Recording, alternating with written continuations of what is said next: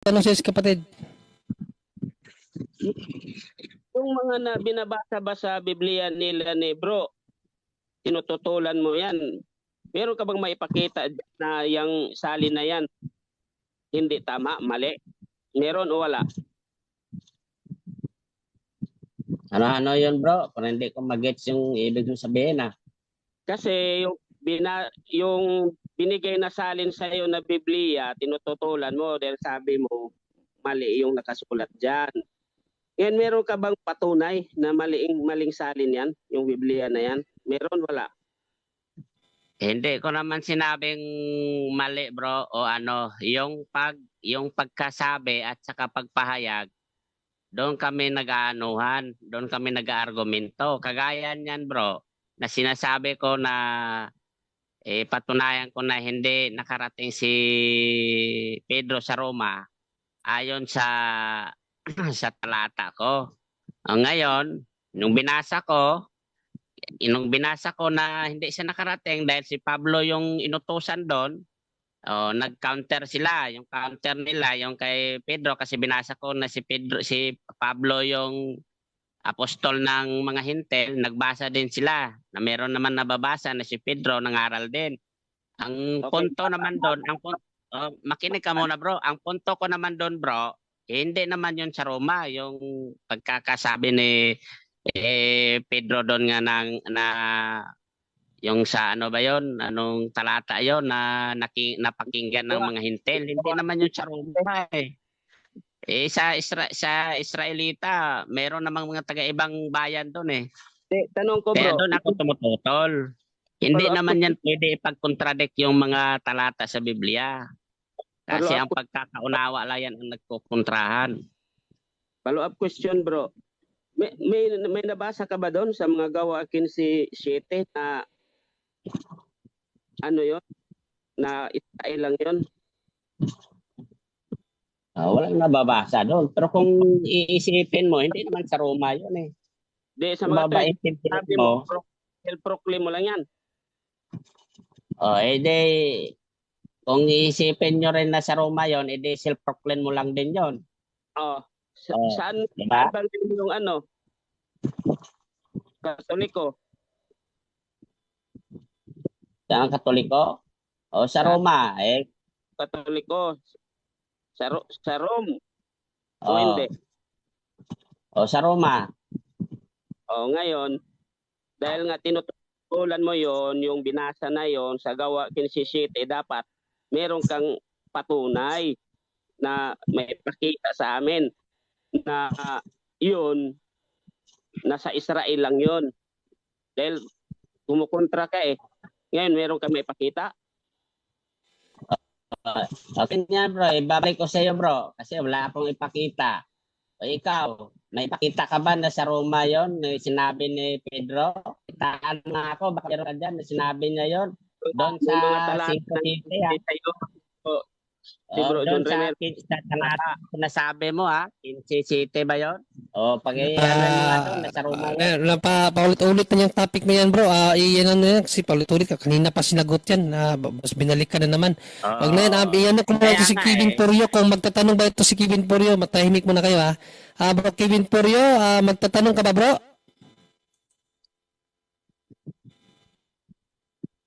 Bro Kevin Purio? Meron ka bang katanungan bro, Kevin? Tinig bro. Hello. Yes, hello bro. Pwede i-on mo yung camera mo muna bro. Ay ano bro, nasa ano ako. Trabaho, gusto ko lang makinig. Pero kung yung protestante, pwedeng tanong. Katoliko ka rin? Oo, Katoliko. Katoliko ka rin pala. Sige, sige bro, magtrabaho ka muna dyan bro. Inaano namin yung mga protestante kasi no? Okay. So bro Magwine, ano pa yung issue mo? Huwag na yung ano bro, kay Pedro ba? Pabalik-balik na tayo doon. Sige. Wala pang pumasok na iba. Sige. Meron bang batas si Kristo na sinira niya? Mayroon bang batas si Pedro? Si Kristo na sinira niya. dito sa John natin babasahin ang ulat ni Apostol na Juan, no? Meron talaga siyang sinira, no? Dito sa John 5:17, John 5:18, no? Basahin natin. Meron siyang sinira dito no? Kung Ano yung sinira niya dyan, bro? dito, babasahin natin dahil dito ngay lalo ng pinagsikapan ng mga Hudyo na siya ay patayin. So bakit pinagsikapan ng mga Hudyo na patayin si Panginoong Jesucristo? Sabi niya Apostol Juan, sapagkat hindi lamang niya sinira ang araw ng Sabat. Sira talaga bro, sinira ang araw ng Sabat no? Kundi tinawag din naman ng kanyang sariling ama na Diyos, na siya ay nakikipantay sa Diyos. So dito napakalinaw na sirang-sira talaga yung Sabat ng mga Hudyo, ibig sabihin yung araw ng Sabado. Hindi yung pagsamba, kasi yung pagsamba hindi pwedeng sirain yan. Yung araw ng Sabado ang sinira dyan, ang ibig sabihin. No? Mababasa naman sapagkat hindi lamang sinira ang araw ng Sabat. So sinira talaga ni Panginoong Jesucristo ang araw ng Sabat, kapatid. Sinira niya yung araw ng Sabat? Yes. Malino naman doon. Nabasa mo naman 5:18 ng Juan. Sige, babasa. Sa English nga, alam mo sa English nga dyan bro, sa English, sa KJV, broken. Broken yan Ibig sabihin broken, talagang pulbos yan. Sabi dito, therefore the Jews sought the more to kill him because he not only had broken the Sabbath, talagang pag sinabing broken bro, basag talaga yan, sinira. Broken. No, para bang baso, broken, nabiyak. Talaga, nababasa naman Tapos, alam nga naman, kukontrahin mo si Apostol na Juan bro, sinabi ng ni Apostol na Juan, si Apostol na Juan nagsabi niyan Di ba, sinira niya ang araw ng Sabat. Yung punto ko bro, alin ba ang sinira niya? Yung araw ba ng Sabat o yung kautosan sa Sabat? Yun na nga. Yung araw ng Sabat ng sinabi. Yun ang araw ng Sabat. Yung in context yan doon sa yes, in context yan sa sa Hosea 2:11 na ipapahinto ng Diyos ang araw ng pagsamba sa linggo-linggo, yung Saturday sa kanila dati nakahula yan na ipapahinto ng Diyos. Kaya yun yung sinira ni Panginoong Jesucristo. Hindi yung mismong pagsamba ang sinira, kundi yung araw kung saan sila natitipon sa pagsamba. Yun ang sinira. Kasi sa araw kasi na yun, kapag Sabat kasi, wala kang ibang dapat gawin. Kahit ka magdala ng banig, bawal. So, lahat yun bawal. Magpapagaling na may sakit, bawal. Ginawa ni Panginoong Jesucristo yan. Ibig sabihin, nilabag niya yung pamantayan nila sa Sabado. Kaya nga, sinira ni Panginoong Jesucristo ang Sabat. According kay Apostol na Juan, hindi naman sa amin galing yun. Apostol na Juan mismo nagsabi na sinira niya ang araw ng Sabat. At sana, wag mo nang kontrahin si Apostol na Juan, bro. Sinira niya yung ayon sa context. Yes, mababasa mo naman Alam nga naman, iibahin mo pa yung binabasa.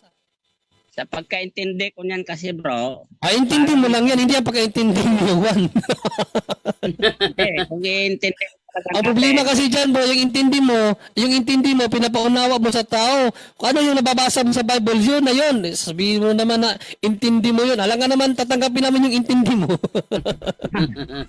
kung anong babasa sa Bible, yun na yun bro. Yun na ba yun? Abay na to lang, sinabi na nga ano ka ba?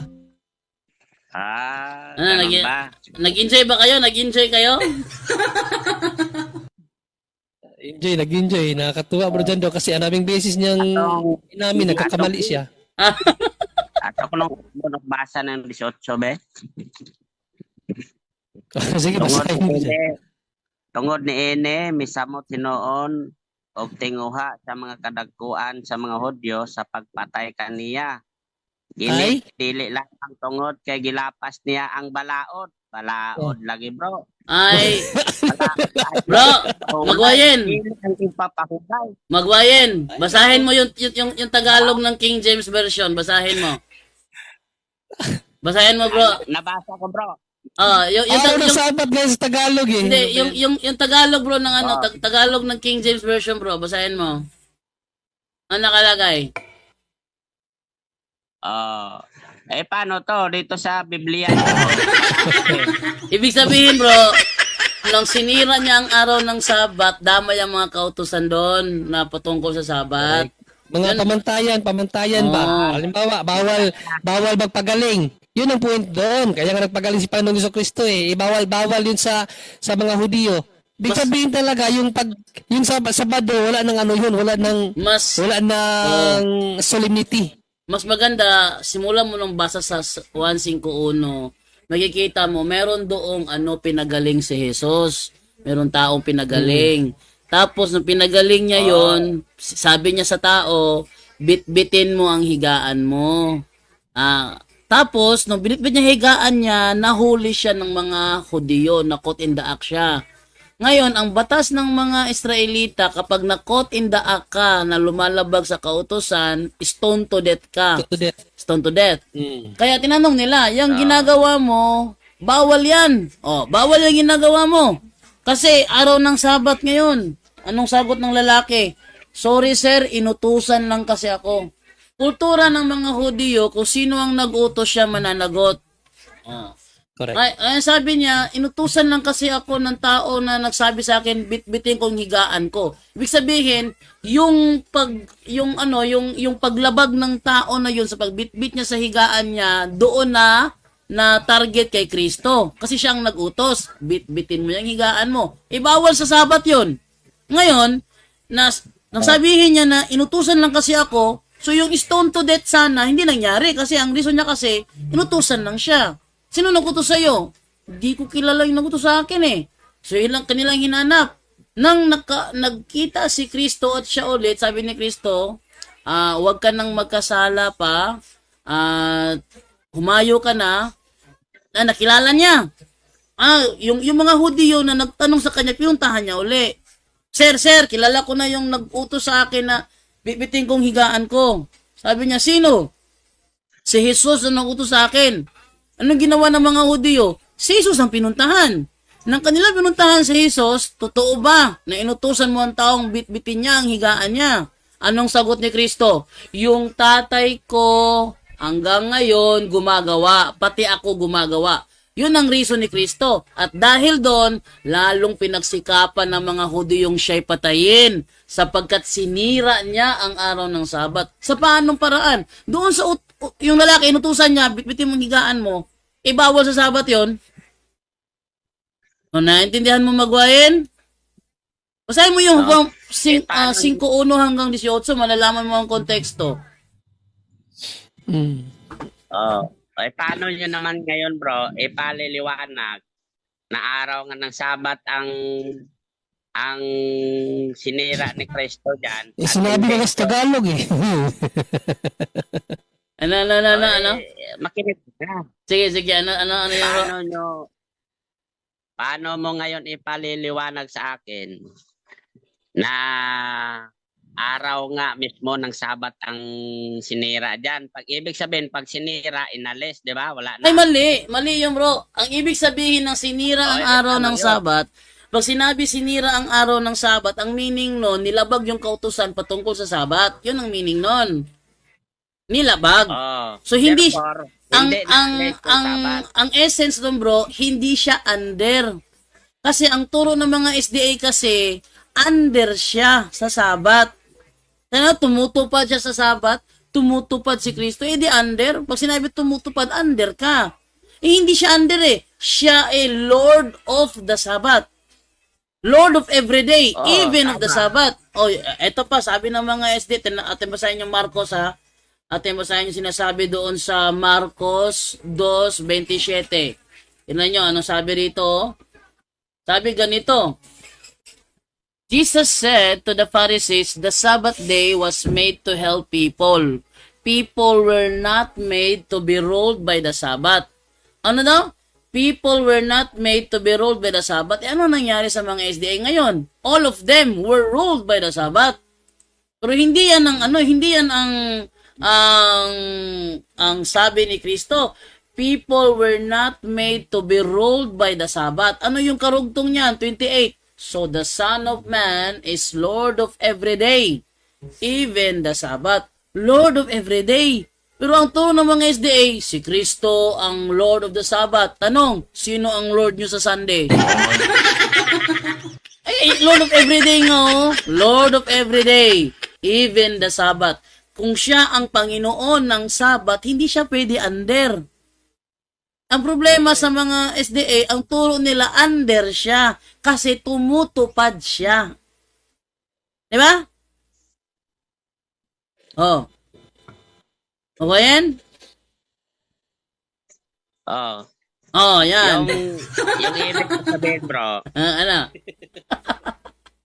yung ibig ko sabihin, paano mo maipapaliwanag sa akin na hindi, yung ibig ko sabihin, 'di ba sabi nyo, sinira yung Sabat. Hindi kami nagsabi si Kung Juan sinira, ang dapat hindi alis. bro, hindi kami ang nagsabi, bro, si Juan ang nagsabi. Sinira niya ang araw ng si Juan. Sabat. Ngayon, ano ang ibig sabihin ng sinira? Inalis ba? Ay hindi, mali, hindi pwede ialis 'yon. Ang ibig sabihin ng sinira ang araw ng Sabat, nilabag ang kautusan patungkol sa Sabat. 'Yon ang meaning nun.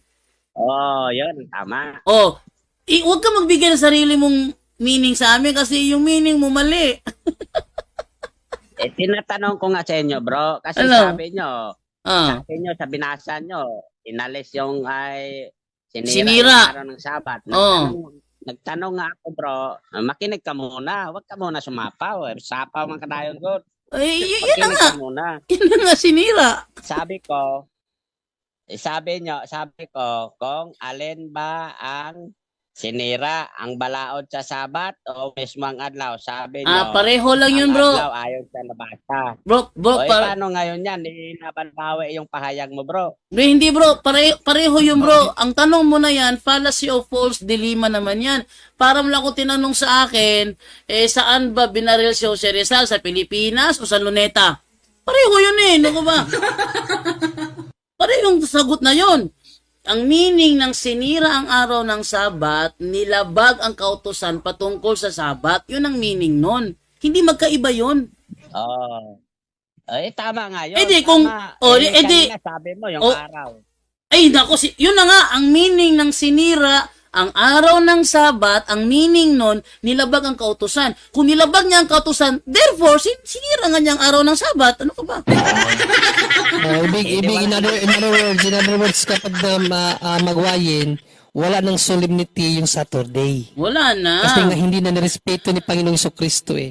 Kasi dapat, pag Sabat talaga, Sabat.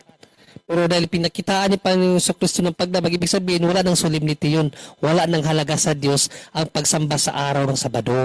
Wala na. Ang sa Panginoon, lahat ng araw. Panginoon siya sa lahat ng araw, hindi lang sa araw ng Sabado. Amen. Sige, balik ko muna sa Paano inyo. yan, yung Marcos. Kaya nga bro, ang pinaka context magulo kayo kausap, bro. kami ang magulo, tapos papaliwanag lang kami. Paano? Sapaw kayo ng sapaw, hindi na ako makaporma eh. Hindi ba naman kasi kami nakasagot, hindi natapos sumagot. So, nagtatanong ka na, patapusin mo muna kami yung sumagot. Hindi pa nga tapos eh. Pag natapos kami, sasabihin namin next question. Masyado ka lang excited. Excited ka kasi masyado bro eh.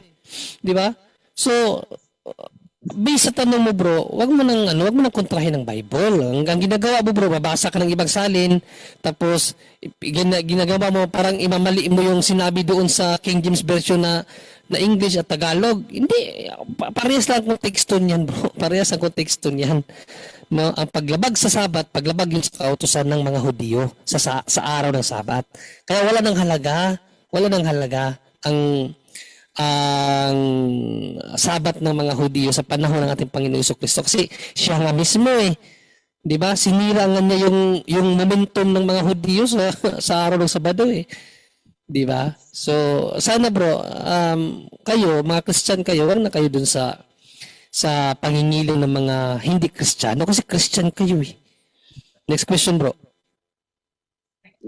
Sabi mo bro, gumagamit ako ng ibang salin.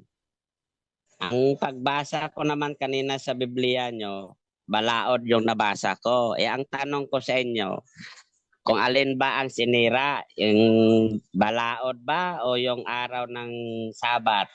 Parehas nga. Sinabi ka na nga ni Bani Jando, bakit parehas? Parehas. Patutusin mo muna ako, bro. Sige, sige. Ikaw, pasok ka ng pasok agad.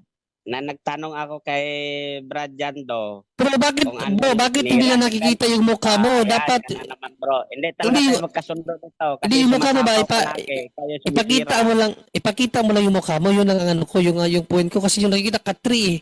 O yan. Sige, patuloy sa tanong. Malayo, bro. Malayo. Bro, mahina yung speaker. Mahina pala. Sige, bro. Magtanong ka na uli. Kasi pasok ka kagad ng pasok na sabi ko, tama naman yung ano ko. Tama rin naman yung sinabi ni Jando kasi kaso naglaban bawi lang siya. Sabi nyo, sinira yung araw ayon sa nabasa nyo. Ang tanong ko doon, kung ang balaod lang ba ang sinira? Binasa na naman ni Jando, pinahayag niya. Tama naman yung pahayag niya na yung balaod ng Sabat. Ngayon, ang gusto ko namang itanong, dahil yon ang winala ni Kristo, yung balaod ng Sabat o yung kautusan sa araw ng Sabat, ibig sabihin na meron pang Sabat, meron pang pangingilin pa rin ng Sabat o ikapitong araw sa panahon natin ngayon. Meron Yes, pa, bro. wala na. Meron. At tinawag kaya ni San Pablo na other. Other sa Hebrews 4:8-9. Other day na siya, hindi siya the same day, no? Other day na siya, o another day na siya, hindi siya the same day, bro. Sa 4:8, ito sinabi ni Apostol na Pablo, for if Jesus had given them rest, wag ka muna sumapaw kasi hindi nakakapasok sa langit ng mananapaw. 4:8 ng Hebreo, sabi dito, for if Jesus had given them rest, then would he not afterward have spoken of another day? Hindi the same day, another day na. So kung another day, hindi yan Saturday, bro? Kasi another na nga eh, hindi ba? So ano yung another? Hindi na Saturday, Sunday na yun kasi another eh. Kasi kung Saturday yun, bro, dapat ang sinabi ni San Pablo, the same day. Kaso lang another day. So another day of Saturday is Sunday. Sa teksto mo, bro, hindi mo binasa yung 9. 4:9, bro. Pakibasa, bro. Para naman malaman kung anong araw talaga yun. Another day nga yun. Sa 9, basahin natin sa 9. Yung 9, basta pusin mo sa 9. Para malaman. There remaineth therefore a rest to the people of God. Mananatili pa rin ang araw ng pahinga. Pero ano yun? Sa 8. Tama. Kaya nga, nanatili yung araw ng pahinga, pero ano nga sa 8, another day, hindi the same day. Hindi mo naunawaan eh. Napakalinaw dito, another day, hindi the same day, bro. Ano ang another day ng Saturday, bro? Pakisagot. Naunawaan ko, bro, another Tanong, day. bro, magwayan, tanong ko muna. Nandito tayo sa Hebrews ngayon. Nabasa naman talaga dyan, another day. Ano ang another day ng Saturday? Pakisagot. Another day. Ano ang another day ng Saturday? Linggo. Thank you. Diba? Salamat. Intindi natin yung binasa mo kasi mali. Bro Jared, good evening, bro Jared. Hello. Ang ganda ng usapan niyo, umaamin si Tata. Maamin talaga siya. Kanina pa siya amin ang amin eh. Yun, dalawa na kami. Dito na sa Brother Jared. Sige, kayo muna, Brother Jared. Mga tanong na, Brother Jared. Ikaw sumagot. Tapusin ko Ano muna. bang topic niyo, bro? Topic niyo, bro, Junri? Ngayon, kaganina sa Pedro, tinapos ko na kasi nabutata siya. Ngayon, Sabat naman daw. So, ikaw ang umano sa Sabat. Mga tanong niya, may tanong siya Sabat. Tanong mo, bro. Sabat, ikaw lang naman nag-ano ng Sabat eh. Tapos paano yung mga sinungaling, bro, di makaakyat yan sa langit. Oy, ikaw, kanina ka pa nagsisinungaling, bro. Hindi ako nagsinungaling. Kailanman, never ako nagsinungaling. Ba't sabihin mo na ako yung nag-ano ng Sabat? Ikaw lang Ikaw ang nagtanong. Kanina kasi nagtanong siya, ano daw yung sinira ni Panginoong Jesucristo. Kaya sinagot ko, ang sinira niya ayon sa John 5:18, ang Sabat. Ikaw ang nagtanong eh. Di ba ikaw yung nagtopic? Ako yung sumagot, ikaw yung nagtanong. Sasagot pa ako lang kung hindi ka nagtanong. Di ba yan? Nagtanong lang naman ako kung anong mga kautosan ang sinira ni Kristo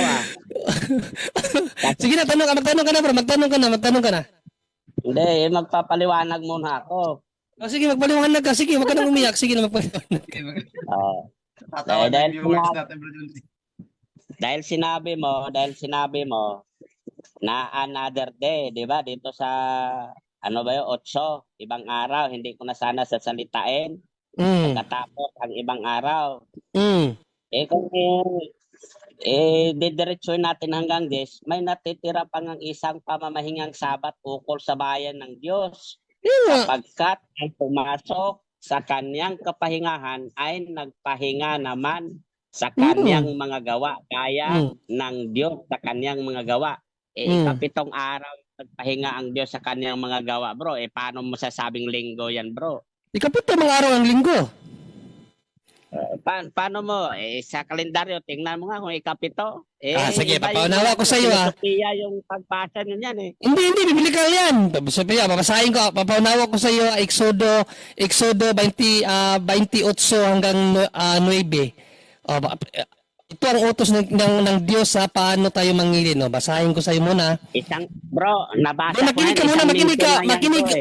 Wag manapaw kasi hindi mapupuntang langit ang mananapaw. Sabi dito, remember the Sabbath day. Okay? To keep it holy. Sabi dito sa 9, 6 days shall thou labor. So, 6 na araw ka magtatrabaho and do all the work. No? 6 na araw ka magtatrabaho. Suggest, but the 7th day is the Sabbath of the Lord. Okay? So, sabi ng Panginoon, 6 na araw ka magtatrabaho, ang pang-7, yun ang Sabat mo. Okay? So, sa panahon natin, bro, anong araw ka nag-uumpisang magtrabaho? Lunes. Lunes. Pang-ilan ang Sabado? 6. Ano yung pang-7 mo? Linggo. Ano yung Sabat mo? Tingnan mo sa kalendaryo, bro. Tingnan mo sa kalendaryo kung pag-ilan ang Sabado. Huwag yung filosofiya, bro. Hindi yung filosofiya, utos yan. Kasi nandito kayo sa Biblia, eh. Bro, utos yan. Utos yan. At ang utos, balikan natin ang utos. Sa 28 to 10 ng Exodo, ang utos ganito. Remember the Sabbath day to keep it holy. Alalahanin nyo ang araw na pamamahinga at gawin yung banal. 6 days shall thou labor and do all the work. 6 na araw kayong magtatrabaho at gawin yung lahat ng trabaho nyo. Pero, ang pang-7 araw, ang siyang Sabat sa Diyos. No? Ang pang-7 araw siyang Sabat sa Diyos. Tapos, 6 na araw kayo magtatrabaho. Tinanong kita, sa kalendaryo at sa panahon natin ngayon, anong araw ka nagtatrabaho? Sagot ka ng direkta, eh. Lunes. Okay. Ano yung pang-Sabado? Sabi mo. Pag ilan yung Sabado? Sabi mo. Pang-6. Ano yung pang-7? Sabi mo. Sunday. Ano yung Sabat mo? Ikaw rin sumagot, eh. Linggo. O kaya nga sa araw ng Kristiyano, Linggo na ang Sabat natin. Kasi sa araw ng mga Kristiyano, ang Linggo ang 7th day, kapatid. According sa utos ng Diyos at sa kalendaryo. Ano ka ba? Hindi yan filosofiya lang. Biblical yan. Filosofiya bro, talaga, bro. Kasi yung sentro, ginagamitan nyo ng filosofiya. Kasi kung titingnan natin yung kalendaryo. Anong filosofiya? Bro, binasa naman natin sa Bible. Paano filosofiya? Binasa natin sa Bible. Paano filosofiya? Biblical ngayon, eh. Pakinggan mo muna ako, bro, ha? Sige. Pero wag mo sabihin mo na filosofiya kasi binasa naman natin sa Bible, eh. Binasa sa Bible, tinanong kita, ikaw ang sumagot, hindi naman ako sumagot. Tinanong lang kita, ikaw nga yung sagot ang sagot, eh. Yung sagot mo, pasok na pasok sa doktrina namin, eh. Magkatoliko ka na. Tama naman yung sagot. Salamat kasi tama pala, eh. Bro, tama naman yung sagot ko sa tanong mo, eh. Ipapaliwanag ko, eh. Sige, paliwanag mo. Pwede na matapos kitang sagutin, masaya ka na kasi parang pinoprove ko na tama kayo. Hindi, magsasalita muna ako. Sige, magsalita ka. Tama yung sagot ko sa tanong mo kasi nagsasabi ka, anong araw mag-umpisa ng trabaho? Di ba Lunes? Tama. Anong Sabado? Di ba 6? 6. Ikapito, Linggo. Pero titingnan natin sa kalendaryo, ang pang-7 araw talaga diyan, Sabado. Mag-uumpisa talaga ang first day of the week, Linggo, hindi Lunes. Sa tanong mo lang ako sumasagot, bro. Pero hindi ako antitado doon. Sige. Wag kang masaya, bro, na... Sige, tatanungin kita sa kalendaryo. Sa kalendaryo, ano ang unang araw mo sa trabaho? Tama, Lunes. Ano yung pang-6 na araw mo sa kalendaryo?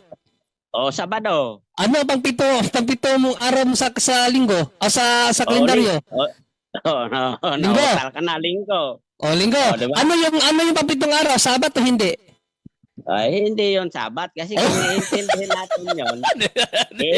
natin yon, ginagamitan mo lang kasi ng Unang filosofiya. sagot mo sa akin, bro. Unang sagot mo sa akin kaganina, ang araw ng ang pang-pitong araw, Sabat. Sabi mo linggo pa nga yun Tapos ngayon, sinabi mo naman, hindi yung Sabat ang linggo. Ano ba yung tama mong sagot, bro? Yung una mong sinabi na Sabat yung linggo? O ngayon, na sinabi mo hindi Sabat ang linggo? Alin sa dalawa yung tama doon? Tama yung sagot ko, bro, sa tanong mo. Pero yung pamahayag mo, bro, mali. Paano mali? Ikaw yung sumagot. Hindi naman ako nagpahayag. Nagtanong ako, sumagot ka. Ano ka ba? Tama. Hindi naman ako nagpahayag. Nagtanong lang ako sa'yo. Ano yung unang araw ng trabaho mo? Ayon sa utos ng Diyos, 6 na araw magtrabaho. Tinanong kita, ano ang unang araw mo sa trabaho? Sabi mo, Lunes. Ano ang pang-anim mo? Sabado. Tapos sabi ng Diyos sa Exodo 29, ang pang-pitong araw yun ang Sabat. Tinanong kita, ano ang pang-pitong araw mo? Sabi mo, Linggo. Tinanong kita, ano yung Linggo? Sabat o hindi? Sabi mo, Sabat. Tapos sabihin mo sa akin, mali ako, ikaw yung sumagot sa mga tanong ko. Ano ba yan?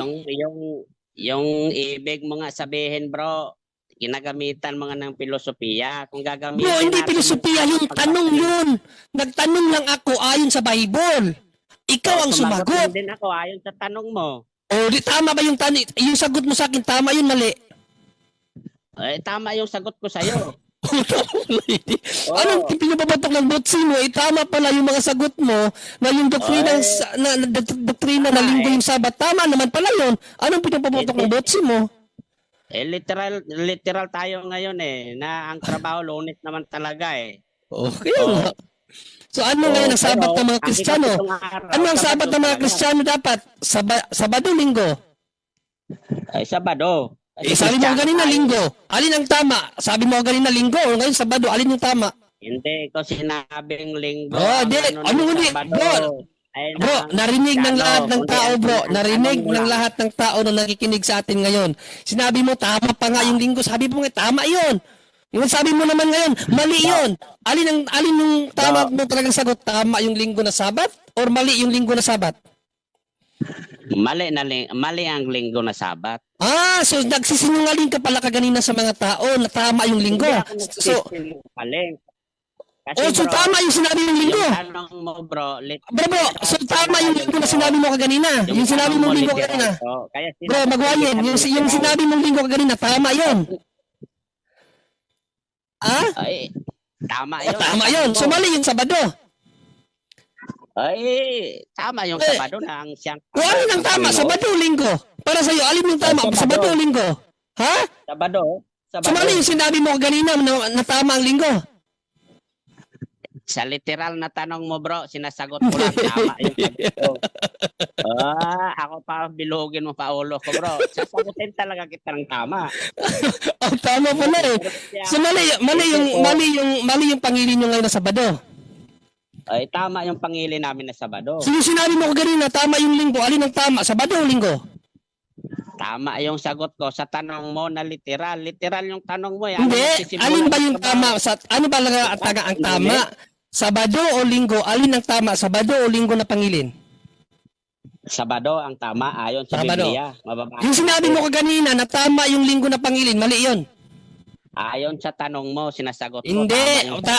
Ang sinabi mo kanina na tama yung linggo na pangilin, mali ba yun o hindi? Mali yun. Mali yun. So nagsisinungaling ka kanina na sinabi mong tama yun. Ay, hindi ako nagsisinungaling. Tama yung linggo. Tama yung linggo. Nag-umpisa ka sa Lunes. Hindi, tama ba yung linggo? Sabi mo, hindi ka nagsisinungaling. So tama yung linggo na Sabat. Tama ba yung linggo na Sabat? Hindi ka nagsisinungaling, sabi mo. Mali pa rin. Mali pa rin, Brad. Nagsisinungaling ka. Sabado nga yung Sabat. May tanong ako sa kanya, bro. Hindi mo ako maano, Brad. Ay, alam ko yan. Ay, naku, natawa ko sa iyo, bro. Ganito na lang, bro. Anong kalendar ang gamit natin ngayon, bro? Ewan ko, ano yan? Gregorian calendar? Yun, mag-alay mo, bro. Tama, Gregorian calendar. Ang tanong ko sa iyo ngayon, bro, Ano ang pang-pitong araw sa Gregorian calendar? Kasi sabi mo, Gregorian calendar, at tama po yun. Ano ang pang-pitong araw sa Gregorian calendar, bro? Sabado. Ano Sabado? Ito bro, basahin natin bro Mag-umpisa lang kayo sa Hindi bro, ito bro, hindi kami mag-umpisa sa kung ano nakikita natin. Tanungin natin si ChatGPT bro. Ito po yung masasabi, ang sabi ni Mahirap. ChatGPT. Diyan kasi kayo Sabi tumatakbo dito, ito po, ano ang pang-pitong araw sa Gregorian calendar? Ang pang-pitong araw sa Gregorian calendar ay linggo. Yan. Napakalinaw bro. Sino yung paniniwalaan natin bro? Ikaw o yung mga references bro? Paniniwalaan ko, nakikita ko sa kalendar yung anong pagkakalagay ng numero dyan. Na tayo Yun ang magagawa sa'yo. paniniwalaan ko, bro. So next question na bro, nasagot na yung about sa nasagot na yung about bro Magwayin, nasagot na yung about sa linggo. So next question na. Sige, next question na. Bro Jared, gusto mo bang sumagot bro Jared? Ano ba ang tema nyo sa Sabat, bro? Walang tema to kung ano lang yung itatanong niya. Walang tema to. Walang tema. Kung ano yung itatanong niya, yun ang sagutin mo bro Jared. Ikaw naman. Sige, tanong bro. Ano niya? Sige. Bro Jared, ito yung tanong ko ha. Yung bang holy water, ginagamit pa rin ba ngayon hanggang sa panahon natin ngayon? Sa anong paraan ginagamit yung holy water? Unang-una sa exorcism, sa pagpapalit ng demonyo, gaya mo. Dahil yung ama mo, sabi sa 8:44 ng 1, kayo sa inyong amang Diablo. At isa dun sa anak ng Diablo, si Ellen G. White, dahil bula ang propeta si Ellen G. White na pinaniniwalaan mo Bakit? Bawal lang Diyos yung pinagagagawa, gaya ng nasa 2:12 ng unang Timoteo, na hindi ko pinahintulot na ang babae magturo ni magkaroon ng pamumuno. Ngayon, sabi sa bro, lumalayo ka sa ating bro. Nakikinig ka ba bro? Teka, kasi sumasagot pa Magwayin. Bibigyan ka naman ng panahon mamaya Sumasagot pa siya Sige. Tama naman yung sagot niya bro. Ano? Yung kasi niya bro yung sagot ka bro, mali bro tatanggapin mo yung sagot ko. Mali pala ang sagot ko. Saglit lang, pakinggan mo muna ako. Patuloy. Kung tatanong ka, pakinggan mo yung sagot ko. Ito nga sagot ko, yung holy water ginagamit para sa demonyo at para sa mga anak ng Diablo gaya ni Ellen G. White na kinatuparan ng 8:44 ng 1 at 2:12 ng unang Timoteo. Ngayon, bakit sinabi na si Ellen G. White ay anak ng Diablo? Bawal nga ng Diyos ang pinagagagawa. Dahil ang sabi ng Apostol Pablo sa 2:12 ng unang Timoteo, hindi ko pinahintulot ng babaeng magpuno. Ngayon, basahin natin ang Seventh-day Adventist belief nyo, tapos tatanungin kita.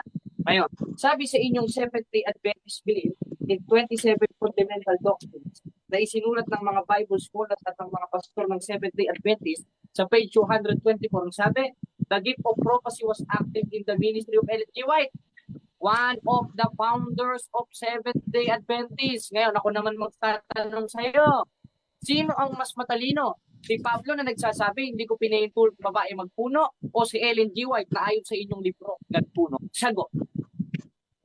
Iho, lumalayo ka sa tanong ko, Iho. Sagutin mo muna yung tanong. Sagutin yung tanong niya. Alam ko hindi mo alam yan. Huwag kang lalayo. Sagutin mo yung tanong niya bro. Huwag ka, sagutin mo yung tanong ko. Pasok ka ng pasok, wala ka naman sa tema Hindi, sinagot, bro Magwayin, sinagot niya yung tanong mo. Ngayon tinanong ka niya kung ayon sa Bible, sino ang mas tama? Si San Pablo ba na pinagbabawalan yung babae na mumuno? O sa reference niyo na pinuno niyo talaga si Ellen G. White? So, sino ang mas matalino daw? Si San Pablo o kayo? Sagutin niya muna yung tema ko. Sinagot na bro, sinagot na yung sinagot na. Diba? Hindi pa nga ako tapos sa tanong ko May mga follow-up ako Sagit lang po. Ganda-ganda ng usapan. Hindi, sinagot naman ka bro Magwayin, sinagot ka na ginagamit ngayon yung isa sa paggamit ng holy water, pagpapalayas ng demonyo. Sa mga kaparian namin, pinapalayas nila yung demonyo. At kinunik niya ngayon na yung aral ng demonyo, na dapat talaga kayo ma-exercise. Sagutin niya lang. Ang tanong ko sa kanya, napakaliwanag. Ngayon, kung ayaw ang sagot ko, Isa lang ang ibig sabihin niyan. 4:4 ng ikalawang Korinto, 8:47 ng 1, hindi sa Diyos to, anak talaga ng Diablo ito. Bakit? Dahil sabi ni Juan sa 8:47 ng 1, yung sa Diyos, nakikinig ng salita ng Diyos. Sinagot ko na may salita ng Diyos. Ngayon, ang sinasabi ko sa kanya, sinong mas matalino? Yung founder ninyo at yung mga Bible scholars ninyo na ang sabi, ang puno ninyo si Ellen G. White, o si Pablo na nagsasabi, hindi ko pinahintulot ng babae magpuno. Sumagot ka lang po, Tatang. Huwag ka magpapatutsada. Nasagot ko na yung tanong ko. Ayaw ko lang. Hindi ako nagpapatutsada. Doon muna tayo sa mga tanong ko. Huwag ka munang lalayo. Lumalayo ka eh. Mamumuntos ka lang, iho Huwag eh. muna sa tanong ko. Ang tanong ko sa'yo, Iho, huwag ka sino munang ang mas mamumuntos. matalino? Si Pablo o yung mga Bible scholars nyo gaya ni Bacalares Kuno? Na ang sabi, ang puno ninyo ay si Ellen G. White, samantalang ang sabi ni Pablo, 2:12 hanggang 11 ng unang Timoteo, hindi ko pinahintulot ng babae magpuno. Sumagot lang kayo, sino mas matalino? Para Hindi, matigil kanino ito. bang programa to? Akin o sa inyo? Hindi tinatanong ka kapatid, tinatanong ka. Counter ano yan, counter question yan. Tapos doon sa akin. Hindi naman kasi ito debate, bro. Hindi naman ito formal debate na ikaw lang yung magtanong. So, pwede kasi kami magtanong dito kahit kami kanina, tanong kami ng tanong sa'yo, sinasagot mo naman, ba't di mo sinasagot si Jared ngayon? Sagutin mo, sino ang mas matalino daw? Yung mga scholar niyo na pinapahintulutan si Ellen G. White mamuno sa iyo, si San Pablo, na ipinagbabawal ni San Pablo mamuno ng babae. Sino ang mas matalino? Si Pablo, yung mga scholar niyo? Doon muna kami sa tanong ko, bro, para matapos tayo. Sinagot na nga niya, bro. Tapos kinunik lang niya yung pamuno ni Ellen G. White. Mahirap yan. Mamumuntos lang kayo niyan eh. Di, tinanong lang niya, ano ba talaga? Sino mas matalino? Yung mga scholar niyo o San Pablo daw? Tanong lang naman yan. Eh, ang tanong ko muna yung sagutin niya. Huwag ka siya muna lalayo. Ayaw sumagot mo, Jared. Hindi yan kapag maniwala yung aral nyo. Sabi nyo kasi, ang sabi kasi ng libro ninyo, si Ellen G. White, yung Seventh-day Adventist Belief, page 224, ang founder nyo inaamin ay si Ellen G. White. Dahil ang sabi ni Pablo 12 ng unang Timoteo, hindi ko pinahintulot na biging founder ang babae. Paano? Sino ang mas matalino? Yung mga Bible scholars ninyo, kasama yung 3A Media, at si Bacalares na ayaw lumaban ng diskusyon, o si Apostol Pablo na nagsasabi na hindi ko pinahintulot ang babae founder? Sino mas matalino? Sumagot ka lang. Bro, parang sirang plaka ka niyan, bro. Hindi pa ako tapos. Di, tanong sino, bro? Ang tanong sino? Sasagutin mo, bro, magwayin. Pagkatapos mong sagutin yung tanong, magtanong ka na uli. Sabihin mo na lang, bro, na hindi mo alam sagutin. Hindi yung marami kang paiwas-iwas eh. Umiiwas ka eh. Sinagot na nga, bro. Sinagot na. May Sige, bro, Jared. Ako na lang muna magano Jared kasi hindi siya nakikinig sa'yo. Sige, ano yung tanong mo, bro, Jared? Bro, magwayin, ano yung tanong mo? Ang sabi niya, ginagamit daw sa pangano. Saan mababasa na ginagamit sa pangano ng demonyo yung holy water? Yes, bro. Ginagamit ng mga kaparian namin ngayon yan, bro. Ginagamit yan sa mga kaparian namin ngayon. Next question. Next question. Ginagamit ng mga kaparian namin yan. Next question.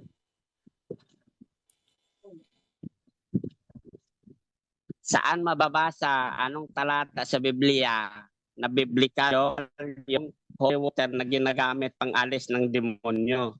Yes, kasi ang tubig nagsisimbolo ng paglilinis yan. Ang demonyo, ang katawan ng tao nililinis ng holy water. Kasi kapag inaalihan ka ng demonyo, ibig sabihin hindi ka malinis. Kaya para maalis yung demonyo, dapat linisin ka sa tubig kasi ang tubig simbolo yan ng paglilinis. Unang Pedro 2 at 3, 20-21 na ang tubig sa panahon ni Noe ginagamit yan pampalinis. Kaya walang problema kung gamitin ng mga kaparian ang tubig pampalinis sa tao na inaalihan ng demonyo. Kasi ang demonyo is larawan ng karamihan yan.